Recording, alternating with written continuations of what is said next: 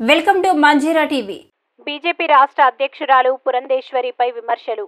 BJP రాష్ట్ర అధ్యక్షురాలు పురంధేశ్వరిపై విమర్శలు గుప్పించిన బీజేపీ రాష్ట్ర కోర్ కమిటీ సభ్యులు నిమ్మక జయరాజు ఆయన మాట్లాడుతూ బీజేపీ అధ్యక్షురాలుగా ఎప్పుడు నియమించారో అప్పటి నుండి పార్టీలో ఇబ్బందులు మొదలయ్యాయి. మరిది చంద్రబాబును ముఖ్యమంత్రి చేయడానికి టీడీపీతో పొత్తుకు వెళ్లారు.